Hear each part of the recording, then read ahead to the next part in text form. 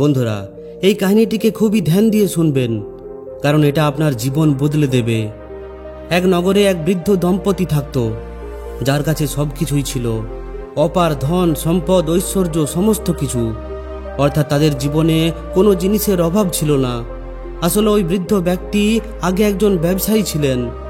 ওই ব্যবসায় তার অনেক বেশি লাভ হয়, তার জীবনে কখনোই কোনো জিনিসের অভাব ছিল না। কিন্তু এখন বৃদ্ধ অবস্থায় তার মন অনেক বেশি অশান্ত থাকতে শুরু করে। সব কিছু থাকার সত্ত্বেও তিনি রাত্রে শান্তিতে ঘুমাতে পারতেন না। তিনি বাইরে বেড়াতে গেলেও তার মনের মধ্যে কিছু না কিছু বিচার চলতেই থাকত, যে সমস্ত বিচারগুলির মধ্যে তিনি অশান্ত হয়ে থাকতেন। তিনি এটা বুঝতেই পারছিলেন না যে এখন তিনি কি করবেন। সমস্ত কিছু পাওয়ার পরও আসলে তার মন এতটা অশান্ত কেন? তার এই মন এখন কিভাবে শান্ত হবে? আসলে তিনি একজন খুবই লোভী এবং কৃপণ ব্যক্তি ছিলেন। একদিন রাত্রে ঘুমানোর সময় তিনি তার বৃদ্ধা স্ত্রীকে বলেন যে আমি ঘুমাতে পারছি না, জানি না আমার মন এত বেশি অশান্ত কেন হয়ে উঠেছে। তখন ওই বৃদ্ধা মহিলা বলেন, কেন তুমি ফালতু চিন্তা করছো? এতে চিন্তা করার কোনো ব্যাপার নেই। এরপর তিনি বলেন যে পাশেই জঙ্গলে একজন মহাত্মা এসেছেন, যার কাছে সমস্ত সমস্যার সমাধান আছে, কিন্তু তিনি সবার সঙ্গে দেখা করেন না। এটা শুনে ওই বৃদ্ধ ব্যক্তি ভাবেন যে আমাকে যেমন করে হোক ওই মহাত্মার সঙ্গে দেখা করতেই হবে, তাতে যাই হোক না কেন। তিনি ওই মহাত্মার সঙ্গে দেখা করে তার সমস্যার সমাধান অবশ্যই করবে। পরের দিন তিনি ওই মহাত্মার সঙ্গে দেখা করতে চলে যান। তিনি ওই মহাত্মার আশ্রমে গিয়ে দেখেন যে ওই মহাত্মা একটি আম গাছের নিচে শান্তিতে বসে আছেন। তিনি তাকে খুবই ধ্যান দিয়ে দেখেন আর ভাবেন যে এতটা শান্ত, এতটা চিন্তামুক্ত হয়ে কেউ কিভাবে থাকতে পারেন। তিনি ওই মহাত্মার কাছে গিয়ে তাকে প্রণাম করেন এবং বলেন, হে মহাত্মা, অবশেষে আমি আপনার দেখা পেলাম। তখন ওই মহাত্মা বলেন, পুত্র, বলো তুমি কি খেতে ভালোবাসো? তখন তিনি বলেন যে আমি আম খেতে খুবই ভালোবাসি। এরপর ওই মহাত্মা তাকে একটি আম খেতে দেন। আসলে ওই আম এত বেশি সুস্বাদু ছিল যে ওই ব্যক্তি সেটা খেয়ে মুগ্ধ হয়ে যান। এরপর তিনি বলেন যে আমি নিজের জীবনে অনেক আম খেয়েছি, কিন্তু এত মিষ্টি ও সুস্বাদু আম এর আগে আমি কখনোই খাইনি। আপনি কি আমাকে বলতে পারেন যে এই আমের গাছ আমি কোথায় পাবো? আমি এটা নিজের বাগানে লাগাতে চাই। এটা শুনে মহাত্মা একটু হাসেন, কিন্তু তিনি কিছুই বলেন না। একটু পর তিনি বলেন যে বলো পুত্র, তোমার এখানে আসার উদ্দেশ্য কি? তুমি এখানে কেন এসেছো? তখন ওই ব্যক্তি বলেন, আসলে আমার কাছে সমস্ত কিছুই আছে, ধন সম্পদ অর্থ সমস্ত কিছু, যেগুলো একজন ব্যক্তির দরকার। আমি সমস্ত কিছুই অর্জন করেছি, কিন্তু তারপরেও আমার মন অনেক বেশি অশান্ত থাকে। আমি সবসময় চিন্তায় ঘিরে থাকি। ওই বৃদ্ধ ব্যক্তি আরও বলেন যে হে মহাত্মা, আমি নিজের জীবনে অনেক কিছু দেখেছি, অনেক কিছু অনুভব করেছি। আমি নিজের জীবনের সমস্ত ইচ্ছা পূরণ করেছি, কিন্তু আমার মনের মধ্যে এখনও শান্তি নেই। আমি নিজের জীবনের এই শেষ অবস্থায় শান্তি পেতে চাই, কিন্তু আমি এটা বুঝতে পারছি না যে এই শান্তি আমি কিভাবে পাবো। এই সমস্ত কথা ওই মহাত্মা খুবই ধ্যান দিয়ে শোনেন। এরপর তিনি বলেন, হে বন্ধু, শান্তি এমন একটা জিনিস যেটা বাইরের কোনো কিছু থেকে পাওয়া যায় না। এটা আমাদের অন্তরের মধ্যেই আছে, কিন্তু এটাকে খোঁজার জন্য আমাদের মনকে শান্ত করতে হয়। আমি তোমাকে কিছু সরল উপায় বলবো, যেগুলো আপন করার পর তুমি নিজের মনকে শান্ত করতে পারো। মহাত্মা ওই বৃদ্ধ ব্যক্তিকে ধ্যান, যোগ, প্রকৃতির সঙ্গে সময় কাটানো, সঙ্গীত শুনতে, স্বাস্থ্যবান আহার, ইতিবাচক চিন্তাভাবনা, নিয়মিত ব্যায়াম, ভালো ঘুম, প্রাণায়াম এবং সমাজ সেবার ব্যাপারে খুব ভালোভাবে বোঝান। বৃদ্ধ ব্যক্তি ওই মহাত্মার প্রত্যেকটি কথাকে খুবই ধ্যান দিয়ে শোনেন এবং সেগুলোকে নিজের জীবনে আপন করার সংকল্প নেন। কিছুদিন পর বৃদ্ধ ব্যক্তি আবার মহাত্মার কাছে আসেন, কিন্তু এখনও তিনি অনেক বেশি নিরাশ ও চিন্তিত ছিলেন। এটা দেখে তিনি বুঝে যান যে ওনার জীবনে কোনো পরিবর্তন আসেনি। তিনি মহাত্মাকে বলেন, হে মহাত্মা, আমি আপনার কথা অনুসারে প্রত্যেক দিন ধ্যান, সঙ্গীত, যোগ সাধনা করেছি, কিন্তু এর পরেও আমার জীবন থেকে অশান্তি যায়নি। আমার মন এখনো শান্ত হয়নি। এখন আমি কি করব? মহাত্মা বুঝে যান যে এনার খুবই গুরুত্বপূর্ণ ও বিশেষ ধরনের শিক্ষার দরকার। তিনি বলেন যে আমি যখনই ঘুমাতে যাই তখনই আমার মনের মধ্যে নানা ধরনের খেয়াল আসে, নানা ধরনের বিচার উৎপন্ন হয়, যাতে করে আমি চিন্তিত হয়ে পড়ি আর আমার মাথা যন্ত্রণা করতে শুরু করে। বেশ কয়েকদিন ধরে আমি এই সমস্যার মধ্যে রয়েছি। আমার কাছে এখন এই সমস্যার আর কোনো সমাধান নেই। এই জন্য আমি অবশেষে ক্লান্ত হয়ে আপনার কাছে এসেছি। আমি জানি যে আপনি এই সমস্যার কোনো সমাধান দিতে পারবেন। মহাত্মা বলেন, অবশ্যই। এর আগে তুমি যাও, ওই পুকুরের মধ্যে মুখ হাত ধুয়ে আমার কাছে এসো। ওই ব্যক্তি ওই পুকুরের মধ্যে যায় এবং নিজের হাত মুখ ভালোভাবে ধুয়ে আসে আর ওই মহাত্মার কাছে এসে বসে। এরপর সে দেখে যে সে একটি খুবই দামি ঘড়ি পরেছিল, যেটা ওই পুকুরের মধ্যে পড়ে গেছে। এখন সে চিন্তায় পড়ে যায়। সে বলে, হে মহাত্মা, আমার ঘড়িটি ওই পুকুরের মধ্যে পড়ে গেছে, দয়া করে আপনি ওটা খোঁজার চেষ্টা করুন, আমি খুবই চিন্তিত হয়ে পড়েছি। তখন মহাত্মা তাকে বলেন যে তোমার সমস্ত সমস্যার সমাধান তুমি আজকেই পেয়ে যাবে। তখন সে বলে, না, সব কিছুর প্রথমে আমার নিজের ওই ঘড়িটি দরকার। ঘড়িটি হারিয়ে যাওয়ায় সে এতটা উত্তেজিত হয়ে পড়ে যে সে তার মানসিক ভারসাম্য হারিয়ে ফেলে। সে উল্টোপাল্টা কথা বলতে শুরু করে। সে বলে, হে মহাত্মা, এটা অবশ্যই আপনারই কোনো চাল। আপনি নিজের শিষ্যদের বলে আমার ঘড়িটি ফিরিয়ে দিন। তখন মহাত্মা বলেন, তোমার ঘড়ি তুমি পেয়ে যাবে, তুমি এত বেশি চিন্তিত হবে না। ওই মহাত্মা সম্পূর্ণ শান্ত ও চুপচাপ হয়ে বসেছিলেন। তখন ওই ব্যক্তি বলে, এই চমৎকার কিভাবে হচ্ছে? এত সব কিছু হওয়ার পরও আপনি চুপচাপ কিভাবে বসে আছেন? আমি আপনাকে নানান উল্টোপাল্টা কথা বলছি, আপনাকে অপমান করছি, আপনার অসম্মান করছি, কিন্তু এই সমস্ত কিছু শোনার পরও আপনি কিভাবে হাসছেন? আপনার কি কখনোই রাগ হয় না? আপনার কখনো চিন্তা হয় না? আসলে আপনার মন এতটা শান্ত কিভাবে? তখন মহাত্মা বলেন, আসলে আমার মন শান্ত নয়। আমি যে আম গাছের নিচে বসে আছি, এই আম গাছ খুবই আশ্চর্যময়। তখন ওই ব্যক্তি বলে, আশ্চর্যময় এটা কিভাবে? ওই মহাত্মা বলেন, আমি যে গাছের নিচে বসে আছি, এই গাছ এতটাই আশ্চর্যময় যে এই গাছের মধ্যে যেই বসে তার মন খুবই শান্ত হয়ে যায়। কিন্তু এখানে বসাটা সবার পক্ষে সম্ভব নয়।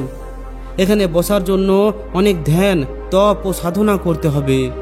ওই ব্যক্তি বলে, আচ্ছা এই ব্যাপার। ঘড়িটি হারিয়ে যাওয়ার জন্য তার মন আরও বেশি খারাপ হয়ে পড়ে। এই জন্য সে ওই মহাত্মার কথা শোনে না। এরপর সে মহাত্মাকে ধন্যবাদ জানিয়ে সেখান থেকে চলে যায়। আর সে বলে যে আমি পরের দিন আসব এবং নিজের সমস্যার সমাধান খুঁজে নেব। এখন আমার ঘড়িটি হারিয়ে যাওয়ার জন্য আমি খুবই চিন্তিত। এই জন্য আপনি এখন যা কিছুই বলবেন সেটা আমি শুনতে পারবো না, আর না তো আমি সেটাকে আপন করতে পারবো। এই জন্য আমি পরের দিন আসব। এটা বলে ওই বৃদ্ধ ব্যক্তি নিজের ঘরে চলে যায় আর সারা রাত্রি ওই ঘড়িটির ব্যাপারেই ভাবতে থাকে যে আমার এত দামি ঘড়িটি হারিয়ে গেল, আমি অনেক পরিশ্রম করে সেটা কিনেছিলাম। তার সারা রাত্রি এটা ভাবতে ভাবতেই কেটে যায় যে এখন ওই ঘড়িটি সে কিভাবে ফিরে পাবে। অর্ধেক রাত্রি কেটে যাওয়ার পর তার খেয়াল আসে যে ওই মহাত্মা এত কিছু হওয়ার পরও শান্ত হয়ে চুপচাপ কিভাবে বসেছিল। এই সমস্ত কিছু কি ওই বৃক্ষের আশ্চর্যতা? কিন্তু ওই মহাত্মা বললেন যে আমাদের এই বৃক্ষের নিচে বসার জন্য তপ সাধনা করার দরকার। তাহলে কি সমস্ত কিছু ফালতু কথা? আমার মনে হয় যে এই ধরনের কোনো কিছুই হয় না। ওই বৃক্ষের নিচে শুধুমাত্র বসে যাওয়াতেই মনে হয় আমার মন শান্ত হয়ে যাবে। সারা রাত্রি শুধুমাত্র এই জিনিসটারই খেয়াল তার মনের মধ্যে আসতে থাকে। সে ভাবে যে যেমন করে হোক সে ওই বৃক্ষের নিচে বসবে আর নিজের মনকে শান্ত করে নেবে। এই সমস্ত কিছু তো কথার কথা, কিন্তু ওই বৃক্ষের নিচে অবশ্যই কোনো না কোনো জাদু আছে। এরপর সে নিশ্চিত করে যে কোনো তপ সাধনা ছাড়াই সে ওই বৃক্ষের নিচে বসবে আর নিজের মনকে শান্ত করে নেবে। হয়তো ওই বৃক্ষের নিচে বসতেই তার মধ্যে অদ্ভুত শক্তি চলে আসবে আর এরপর সে তার ঘড়িটিকেও খুঁজে নিতে পারবে। এই সমস্ত কিছু ভাবতে ভাবতে তার অনেক রাত্রি হয়ে পড়ে। এরপর সে ভাবে এই কাজটিকে সকালে কেন, এখনই সম্পূর্ণ করলে কেমন হতো। এরপর তার মনের মধ্যে এই খেয়াল আসে যে সে এই রাত্রির মধ্যেই ওই আশ্রমে পৌঁছাবে। ওই মহাত্মা তো এখন ঘুমিয়ে থাকবেন, ওই বৃক্ষের নিচের জায়গা এখন খালি থাকবে। সেখানে গিয়ে চুপচাপ ওই বৃক্ষের নিচে বসে যাব আর দেখব যে কি চমৎকার হতে চলেছে। কে জানে হয়তো ওই শক্তি আমি পেয়ে যেতেও পারি, যাতে করে আমি নিজের ওই ঘড়িটিও খুঁজে নিতে পারবো আর আমার মনও শান্ত হয়ে যাবে। এরপর সে রাত্রে লুকিয়ে লুকিয়ে ওই মহাত্মার আশ্রমের উদ্দেশ্যে বেরিয়ে পড়ে। আশ্রমে গিয়ে সে দেখে যে ওই মহাত্মা নিজের কুটিরে শান্তিতে ঘুমাচ্ছিলেন। তার চেহারায় একটা অসীম শান্তি ছিল। এমনটা মনে হচ্ছিল যে তিনি এই দুনিয়ার সমস্ত বন্ধন থেকে মুক্ত। তার মধ্যে কোনো প্রকারের কোনো চিন্তা ছিল না। তাকে দেখে এটা মনে হচ্ছিল যে এতটা নিশ্চিত হয়ে কেউ কিভাবে ঘুমাতে পারে। সে নিজে কতদিন আগে এইভাবে নিশ্চিন্তে ঘুমিয়েছে এটা সে ভুলেই গেছে। সে খুবই আশ্চর্য হয়ে ওঠে। এরপর সে যখন ওই বৃক্ষের নিচে দেখে, তখন সে দেখতে পায় যে ওই জায়গাটি সম্পূর্ণ খালি রয়েছে আর সেখানে একটি আশ্চর্য আলোর রশ্মি দেখা যাচ্ছিল। সে সম্পূর্ণভাবে নিশ্চিত হয়ে পড়ে যে এই বৃক্ষের নিচেই হয়তো কোনো জাদু রয়েছে। ব্যাস, এখন চুপচাপ তাকে শুধুমাত্র ওই বৃক্ষের নিচে বসতে হবে। আর সেখানে বসার পর তার মধ্যে সমস্ত শক্তি চলে আসবে, যার ফলে সেও সমস্ত কিছুকে বুঝতে পারবে। আর সে নিজের ঘড়িটিকে ওই শক্তির মাধ্যমে খুঁজে নেবে। এটা ভেবেই সে ওই বৃক্ষের নিচে চুপচাপ বসে পড়ে আর ধ্যান করার চেষ্টা করতে থাকে, কিন্তু কিছুই হয় না। ধীরে ধীরে সকাল হয়ে আসতে থাকে। সে চুপি চুপি উঠে সেখান থেকে পালিয়ে যায় এবং নিজের ঘরে গিয়ে শুয়ে পড়ে। সে তো এটা ভেবেছিল যে তার সঙ্গে চমৎকার কিছু একটা হবে, তার মধ্যে শক্তি চলে আসবে, এরপর সেও নিজের মনের ইচ্ছা অনুযায়ী থাকতে পারবে আর তার মন শান্ত হয়ে যাবে। কিন্তু সকালে তার মধ্যে কোনো পরিবর্তন আসে না। সে যেমন ছিল ঠিক তেমনটাই আছে। এরপর সে আরও বেশি হতাশ ও নিরাশ হয়ে আবার ওই মহাত্মার কাছে যায় এবং হাত জোড় করে তাকে বলে, হে মহাত্মা, এখন আপনি কৃপা করুন। এখন আমার কোনো অবলম্বন নেই। এখন আপনি আমার সমস্ত সমস্যার সমাধান করতে পারবেন। তখন মহাত্মা বলেন, কি ব্যাপার, তুমি আমাকে বলো। সে বলে যে আমাকে শুধুমাত্র এটা বলে দিন যে আপনি এতটা শান্ত কিভাবে থাকতে পারেন। আপনার মন কখনোই বিভ্রান্ত কিভাবে হয় না, আপনি কখনো চিন্তায় কেন পড়েন না। তখন মহাত্মা বলেন, আমি তোমাকে কালকেই বলেছি যে এই আশ্চর্য বৃক্ষের নিচে একটি চমৎকারী শক্তি আছে। এই বৃক্ষের নিচে যেই শান্ত হয়ে বসে তার মধ্যে এই সমস্ত শক্তি প্রবেশ করে যায়। তখন ওই বৃদ্ধ ব্যক্তি বলে যে এই সমস্ত কিছু হলো মিথ্যা, আপনার এই কথায় কোনো সত্যি নেই। তখন মহাত্মা বলেন যে কিভাবে? ওই ব্যক্তি বলে যে আমি রাত্রে এই গাছের মধ্যে বসেছিলাম, কিন্তু আমি কোনো ধরনের কোনো চমৎকারিক শক্তি দেখতে পাইনি, আর না তো আমার মধ্যে কোনো পরিবর্তন এসেছে। এই সমস্ত কিছুই হলো ফালতু কথা, আপনি মিথ্যা কথা বলেছেন। মহাত্মা এই সমস্ত কিছু শুনে আবার একটু হাসেন। সে ভেবেছিল যে এখন হয়তো মহাত্মা একটু রাগ দেখাবে, কিন্তু মহাত্মা তো কিছুই করেন না। এর পরিবর্তে তিনি হাসছেন। এটা দেখে সে মহাত্মাকে বলে যে আপনার এতটুকু রাগ হচ্ছে না, আপনি কিভাবে হাসছেন? আপনার তো রাগ হওয়া উচিত ছিল, কারণ আমি আপনার অনুমতি ছাড়াই ওই বৃক্ষের মধ্যে বসেছি। সে আরও বলে, যদি শুধুমাত্র ধ্যান করার ফলেই মন শান্ত হয়ে যায় তাহলে আমি ধ্যান করার জন্য তৈরি। তখন মহাত্মা বলেন যে না, এখন আর ধ্যান করে কিছুই হবে না। এরপর সে বলে, তাহলে কি আমি কখনোই শান্তি পাবো না? মহাত্মা বলেন, তাড়াহুড়ো করবে না, মনকে শান্ত করতে শেখো। একটি ঘড়ি হারিয়ে যাওয়ায় যদি তুমি এত বেশি উত্তেজিত হয়ে পড়ো, তাহলে তুমি জীবনে শান্তি কিভাবে খুঁজবে? মহাত্মা বলেন যে এখন তুমি এখান থেকে চলে যাও, আর কাল তুমি নিজের নাতির সঙ্গে এখানে আসবে। ওই বৃদ্ধ ব্যক্তি সেখান থেকে চলে যায় এবং পরের দিন সে তার নাতির সঙ্গে সেখানে আসে।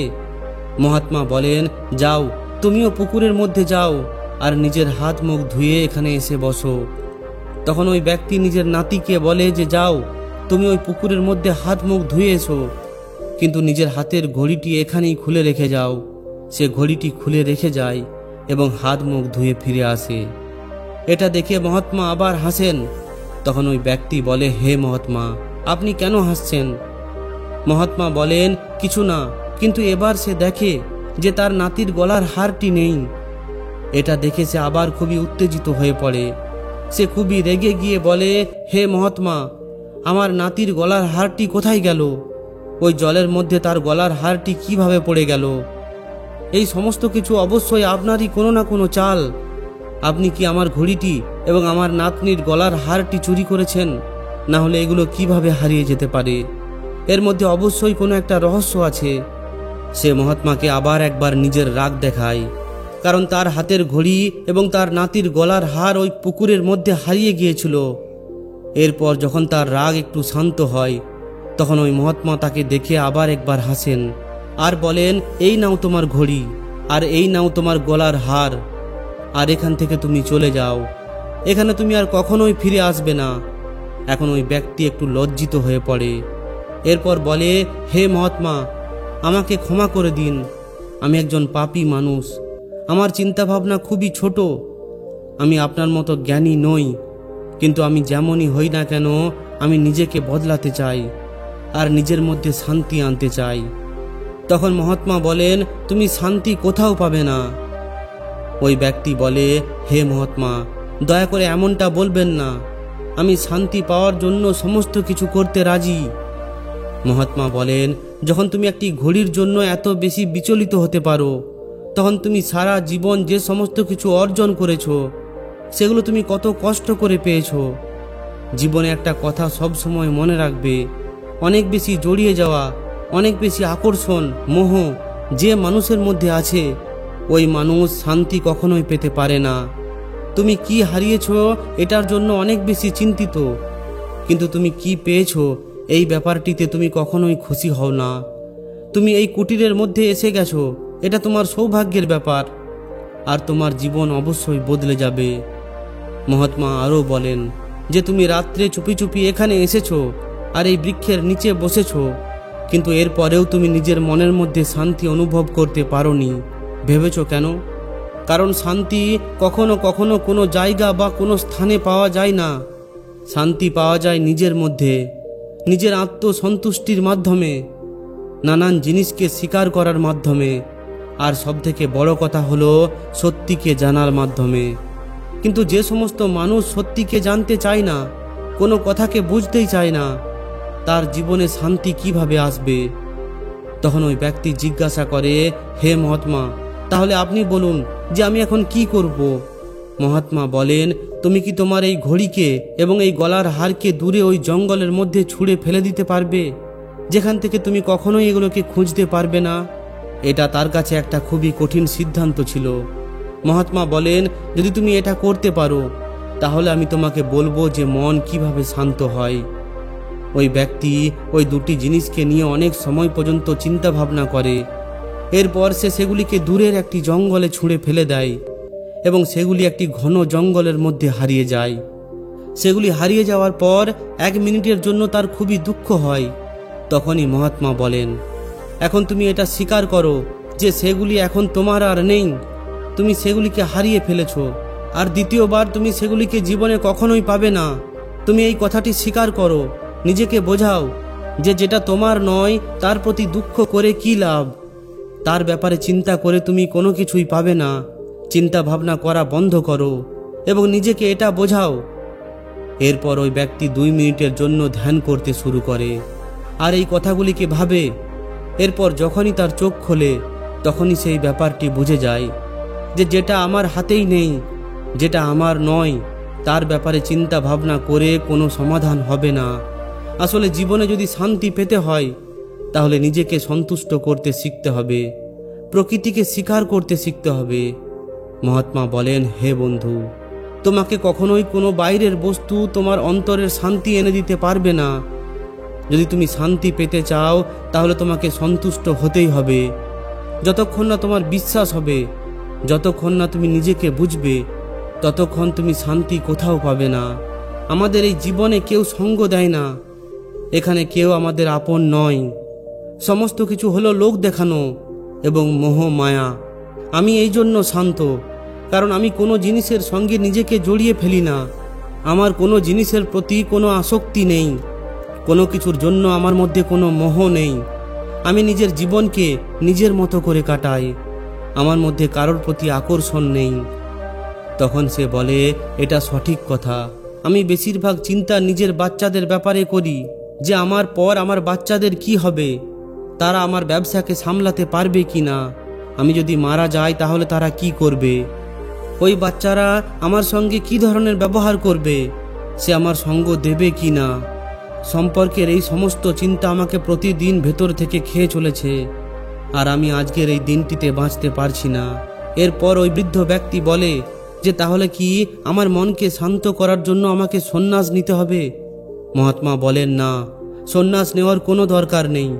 তুমি এখন জীবনযাপন করেও মনকে শান্ত করতে পারো। একজন গরিব ব্যক্তিও শান্ত থাকে, কারণ সে যতটাই পায় ততটাতেই নিজেকে সন্তুষ্ট করে ফেলে। কিন্তু একজন ধনী ব্যক্তি যতই কিছু পাক না কেন, সে আরও বেশি, অনেক বেশি পেতে চায়। এই চিন্তায় তার মনের মধ্যে ঘিরে থাকে, আর এই জন্যই সে কখনোই শান্তিতে ঘুমাতে পারে না, আর না তো তার মন কখনো শান্ত হয়। এরপর মহাত্মা বলেন যে তুমি একটু ধ্যান দিয়ে দেখো, যত বেশি সুবিধা আছে, জীবনকে যত বেশি সহজ করার চেষ্টা করো, জীবন ততই বেশি কঠিন হয়ে চলে। আমাকে দেখো, সমস্ত কিছু ত্যাগ করার পরও জীবনে কত শান্তি, কিন্তু তোমার কাছে সমস্ত কিছু থাকার সত্ত্বেও তুমি চিন্তিত। আমি এটা বলছি না যে তুমিও সন্ন্যাস হয়ে পড়ো, যে তুমিও সন্ন্যাসী হয়ে পড়ো আর তুমিও সমস্ত কিছু ত্যাগ করে দাও। আমি এটা বলছি যে বেশি চিন্তা করবে না, প্রয়োজনের বেশি ভাববে না। এরপর ওই বৃদ্ধ ব্যক্তি বলে, হে মহাত্মা, আমাকে ক্ষমা করে দিন। এখন আমি সমস্ত কিছু বুঝতে পারছি। আপনি আমার চোখ খুলে দিয়েছেন। এখন আমি বুঝে গেছি যে অপ্রয়োজনীয় চিন্তা আর কখনো কখনো ভবিষ্যতের ব্যাপারে অনেক বেশি কল্পনা আমাদের দুঃখের কারণ হয়ে উঠতে পারে। সত্যি এটাই যে আপনি জীবনে যত কিছুই পান না কেন, তবুও সেটা কমই বলে মনে হয়। এই জন্য আজ পরিশ্রম করুন আর কালকের চিন্তা করা ছেড়ে দিন। দেখবেন জীবন খুবই নিশ্চিন্তে কাটবে।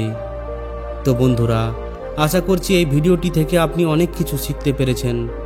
যদি ভিডিওটি ভালো লাগে তাহলে অবশ্যই একটি লাইক ও শেয়ার করে দিন। আর যদি এই ধরনেরই আরও শিক্ষামূলক ভিডিও পেতে চান তাহলে আমাদের এই চ্যানেলটিকে অবশ্যই সাবস্ক্রাইব করে নিন। ধন্যবাদ।